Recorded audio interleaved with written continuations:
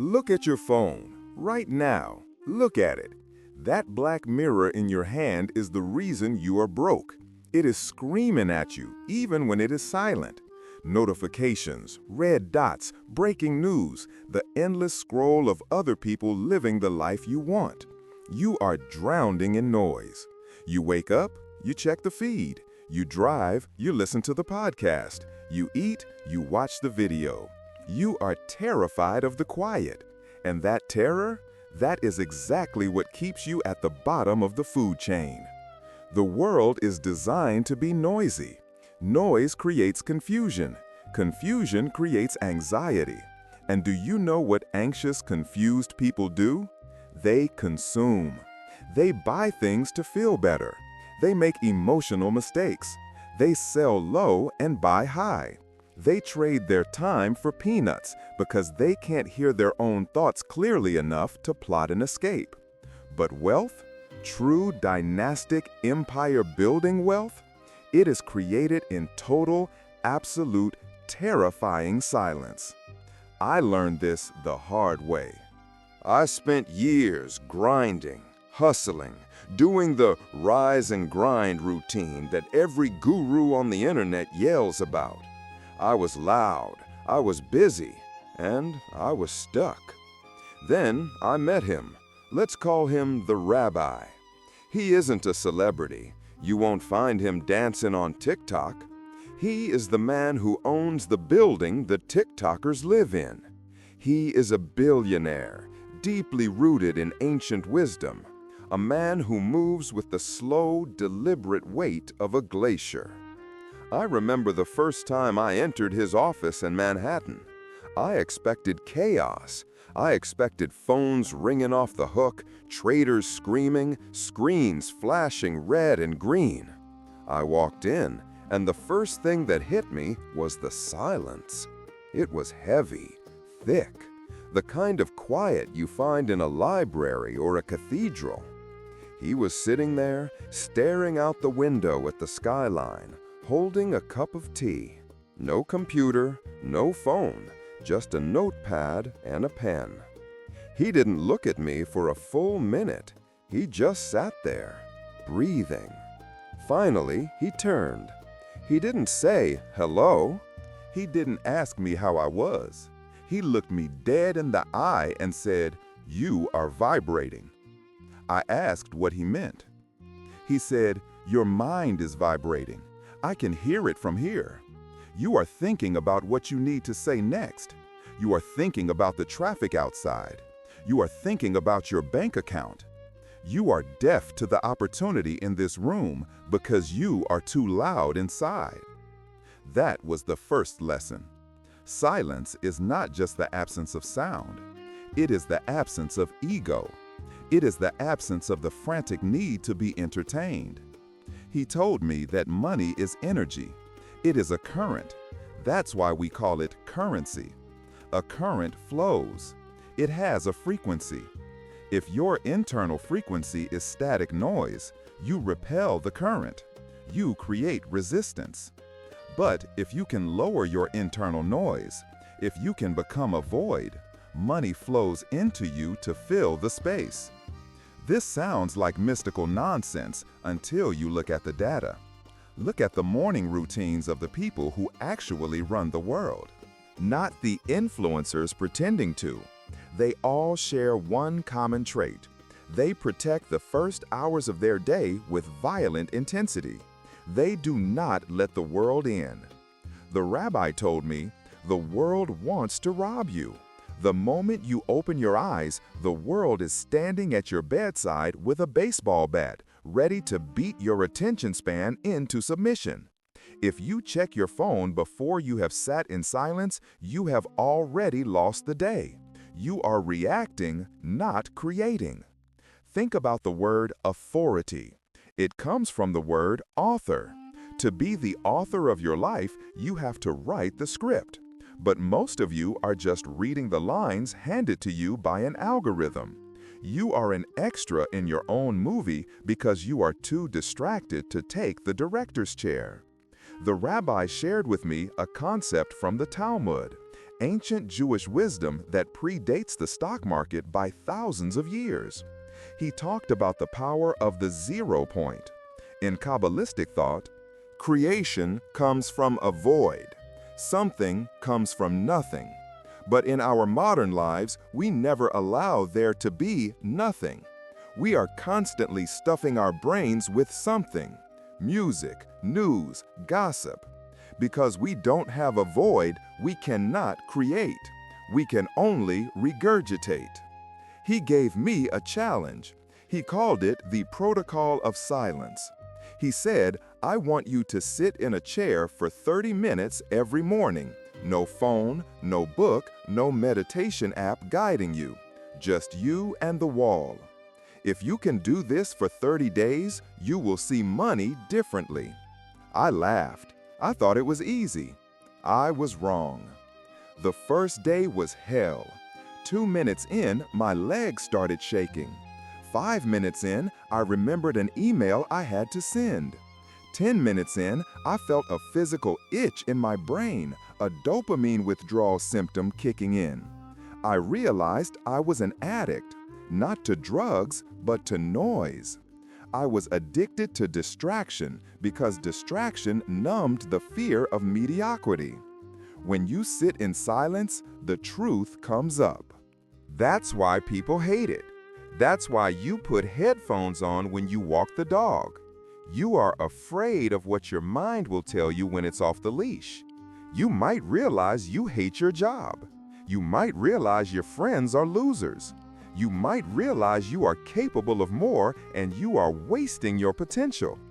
That realization is painful. But that pain, that is the growing pain of your bank account.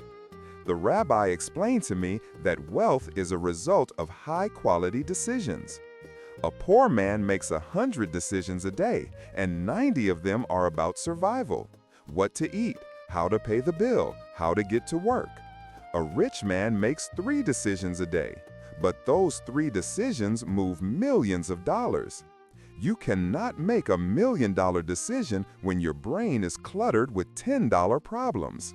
Silence cleans the windshield. It allows you to see the road. After 2 weeks of the protocol, something shifted. The anxiety dropped. But more importantly, my pattern recognition skyrocketed. I started seeing connections I had missed before. I saw a gap in the market for my business that was staring me in the face for 2 years, but I was too busy hustling to see it. I stopped talking as much. I started listening. The rabbi told me, we have 2 ears and 1 mouth for a reason. You should listen twice as much as you speak. In negotiation, the one who talks the most loses. The one who is comfortable with silence wins. Have you ever been in a negotiation, a salary talk, a sales call? The amateur makes his pitch and then keeps talking because the silence makes him nervous. He talks himself out of the deal. He lowers the price just to fill the dead air. The master makes the offer and then shuts his mouth. He sits in the silence. He lets the pressure build. He lets the other person squirm. The first person to speak loses. Silence is leverage. But there is a deeper level to this. It's not just about negotiation tactics or productivity hacks. It's about frequency. The rabbi explained that money has a sound. It sounds like opportunity. But opportunity whispers. It doesn't shout. There is a story of Elijah the prophet. He was looking for God. There was a great wind, but God was not in the wind. There was an earthquake, but God was not in the earthquake. There was a fire, but God was not in the fire. And then there was a still, small voice, a thin silence. That is where the power was. In the markets, the wind is the hype. The earthquake is the crash. The fire is the panic. Most people trade the wind, the earthquake, and the fire. They get wrecked. The billionaires? They listen for the still, small voice. They act when everyone else is paralyzed. They buy when the silence is deafening, because everyone else has left the room. To tap into this, you have to restructure your relationship with dopamine. You have to become boring to the outside world so you can be electric on the inside. The rabbi lives a life that looks incredibly boring from the outside. He walks, he reads, he sits, he prays, he eats simple food. But his mind is a sharp blade cutting through the fabric of the economy. He told me, if you want to be rich, you must stop leaking energy. Every time you get into a Twitter argument, you are leaking energy. Every time you doom scroll for an hour, you are leaking energy. That energy is your capital. You are spending your capital on nonsense and wondering why you have nothing left to invest in your dreams. Silence seals the leaks. It acts as a container. When you are silent, you build up pressure. You build up potential energy. And when you finally decide to act, when you finally decide to speak or move, that action has the force of a cannonball because it has the weight of all that conserved energy behind it. I asked the rabbi about his specific morning routine. What exactly does a billionaire mystic do at 4 a.m.? He smiled, a rare expression for him. He said, I listen to the world breathing before it wakes up. And then I ask myself the 3 questions of silence. These questions are not what you think. They aren't, what are my goals or what do I need to do? They are questions designed to bypass the ego and access the subconscious supercomputer that solves problems while you sleep. He opened his notebook. The pages were yellowed, filled with fountain pen ink. He turned to a fresh page and wrote down the first question. He pushed the notebook across the mahogany desk toward me. This, he said, pointing to the paper, is the filter. If an opportunity cannot pass this question, I do not touch it. If a person cannot pass this question, I do not do business with them. I looked at the question. It was only 4 words. But those 4 words completely dismantled the way I thought about value.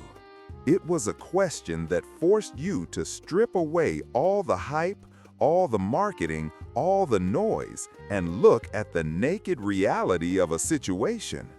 I looked up at him, confused. Does this really work? He leaned forward, his eyes locking onto mine with an intensity that made me want to look away. It is the only thing that works, he whispered.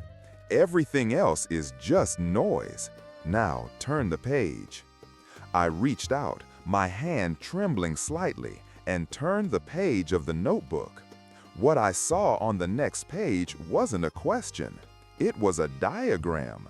A simple geometric shape that explained the flow of money in a way I had never seen in any economics textbook. It was the blueprint of his entire empire. He placed his hand over the diagram before I could fully study it. Before you see this, he said, you have to understand the price of admission. Once you know this, you cannot go back to living like a normal person. The noise will become unbearable to you. You will be lonely. Wealth is a lonely game because very few people can tolerate the silence required to maintain it. Are you sure you want to know? I nodded. I didn't trust my voice to speak. He moved his hand. Good, he said. Then listen very closely, because I am only going to say this once. The secret to the silence isn't just about being quiet. It's about what you do with the quiet when it finally arrives. Most people panic. You are going to attack. He tapped the diagram. This represents the golden hour, the 60 minutes that determine the GDP of your life. I leaned in, desperate to understand the geometry of wealth. He began to explain the lines, the intersections, the flow. It was a map of human psychology overlaid with financial leverage.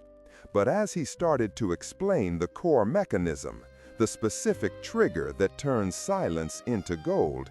He stopped. He looked at the door. He checked his watch. The silence in the room suddenly felt different. It wasn't peaceful anymore.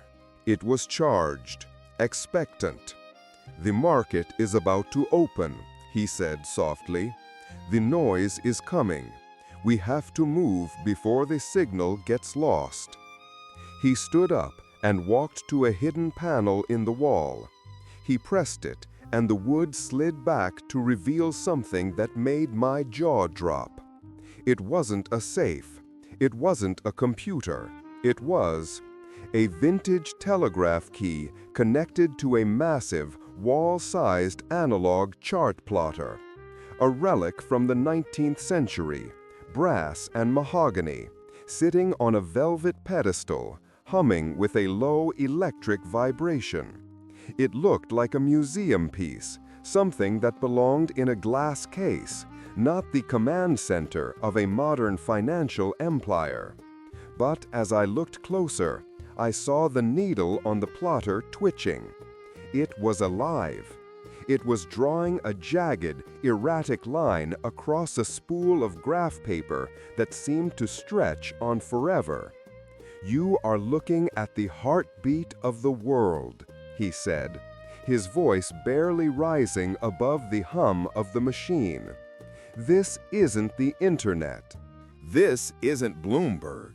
This is a direct line to the raw order flow of the exchange, stripped of the algorithms, stripped of the news, stripped of the lies.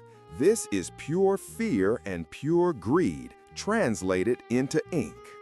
He walked over to the machine and placed a finger on the paper. The needle was moving faster now, the jagged peaks becoming sharper. "The market just opened," he murmured. "Can you feel it?"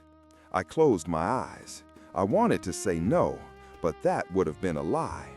I could feel a shift in the air pressure of the room.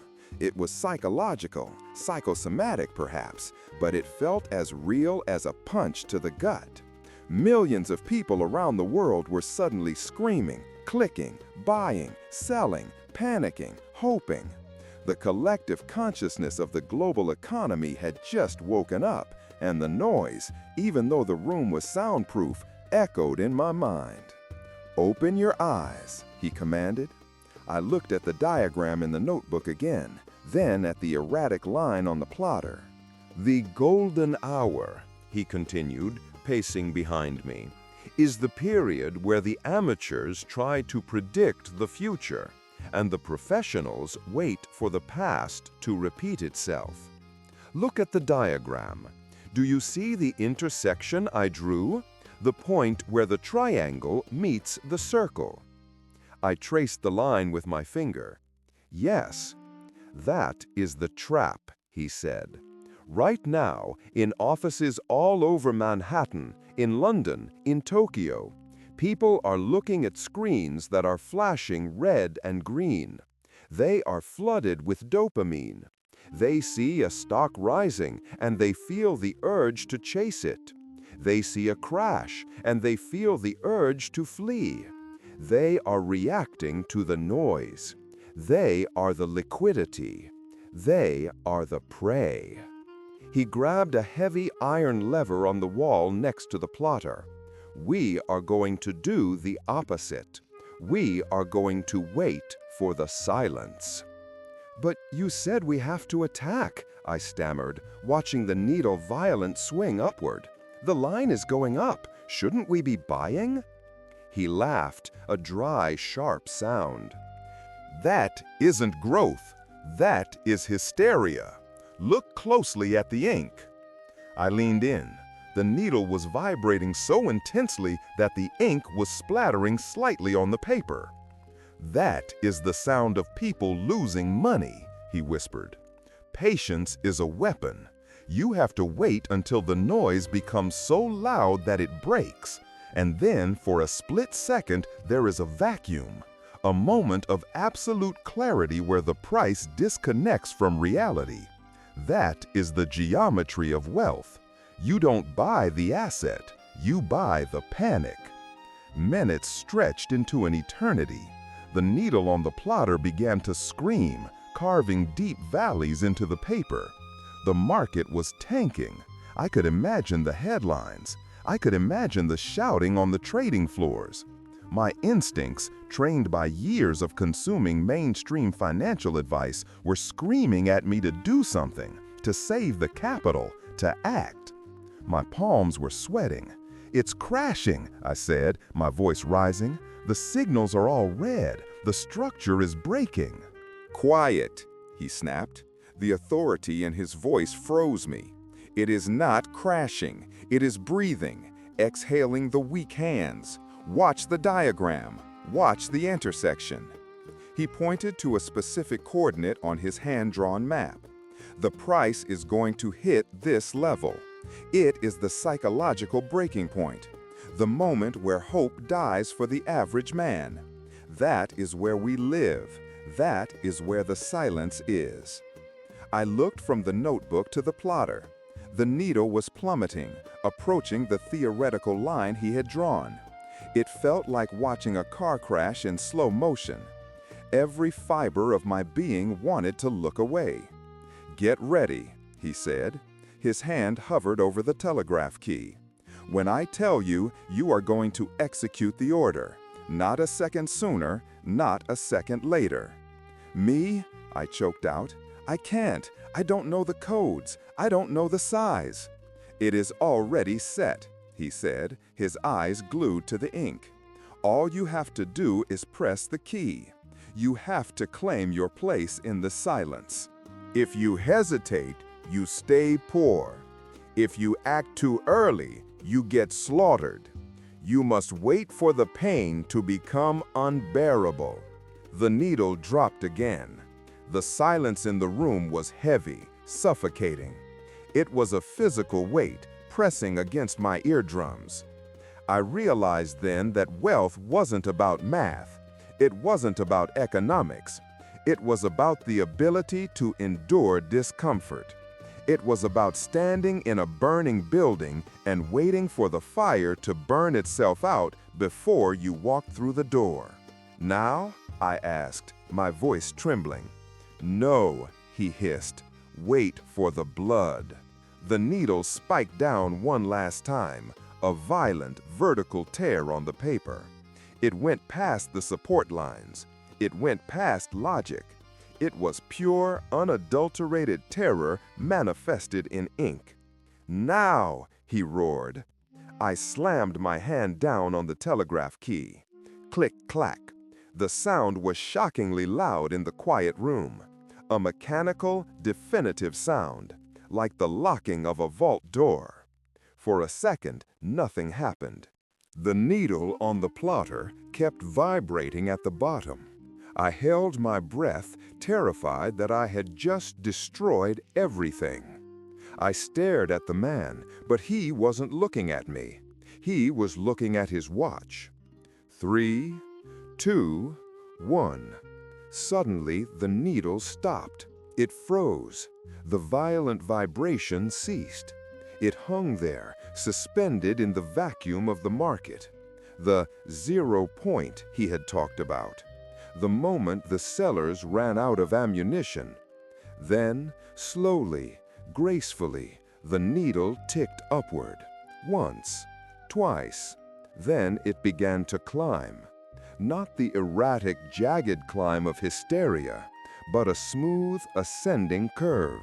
A geometric arc of restoration. The man let out a long breath and finally stepped away from the machine. He walked over to the window, which I realize now was actually a high-definition screen displaying a live feed of the city skyline, and turned his back to the plotter. "It's done," he said softly. I looked at the paper. The line was soaring now. The recovery was instant. The entry point, the exact moment I pressed the key, was the absolute bottom. The perfection of it was terrifying. "How much?" I asked, staring at the climbing line. "How much did we just make?" He turned around, his expression unreadable. "It doesn't matter. The number is just a scorecard. If you focus on the number, the noise comes back. What matters is that you executed in the silence. You acted when everyone else was paralyzed. He walked back to the desk and closed the notebook. The sound of the cover snapping shut felt like a judge's gavel. "You have seen the golden hour," he said. "You have seen the geometry. You have felt the pressure of the silence. Now comes the hardest part." "What's that?" I asked, feeling the adrenaline slowly draining from my system, leaving me exhausted. "Going back out there," he gestured toward the door. "You have to go back into the world of noise. But you are different now. You have looked behind the curtain. You know that the chaos is manufactured. You know that the panic is an opportunity. You will walk down the street and you will see people rushing, worrying, shouting into their phones, stressing over the news. And you will realize that they are playing a game they cannot win because they do not know the rules." He picked up the notebook and held it out to me. "Take this," he said. I stared at it.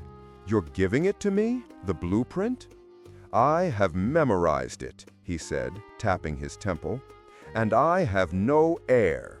But understand this. Possession of this book is a burden. It will alienate you. You will never be able to relate to the complaints of the average person again. You will see the matrix of leverage in every conversation, every transaction, every relationship. Silence is expensive, my friend. It costs you your ignorance." I took the notebook. It felt heavy, warm, electric. "Why me?" I asked. "Why did you show me this?" He smiled, a rare, genuine smile that didn't quite reach his eyes. "Because you were the only one who didn't ask me for money when you walked in. You asked me for time, and time is the only asset that cannot leverage." He walked to the door and opened it. The sounds of the hallway, the distant hum of the building, the faint sound of traffic from the street level rushed in. It sounded deafening after the sanctuary of the room. It sounded like static. "Go," he said. "The market never sleeps, but you need to. Study the geometry. Practice the silence. And when the noise becomes too loud, remember the golden hour. Remember that the chaos is just a transfer mechanism, moving wealth from the impatient to the patient." I stepped into the hallway, clutching the notebook to my chest. I turned back to say thank you, to ask one last question, to understand who he really was. But the heavy oak door was already closing. Through the narrowing crack, I saw him standing by the vintage plotter, watching the needle trace the upward arc of his empire. He looked lonely. He looked powerful. He looked like a ghost haunting his own fortune. Click. The door shut. I stood there in the hallway, the ordinary world buzzing around me. My phone vibrated in my pocket, a notification from a news app screaming about a market crash, panic on Wall Street, uncertainty in the global outlook. I pulled out my phone. I looked at the frantic headline. Then I looked at the leather notebook in my hand. I didn't feel fear anymore. I didn't feel the urge to click, to scroll, to react. I felt a strange, cold calm settling over me. I slid the phone back into my pocket without unlocking it. I walked toward the elevator, my footsteps echoing on the marble floor. The world was screaming, but inside my head it was finally perfectly silent. The game had changed, and for the first time in my life, I knew exactly how to play it.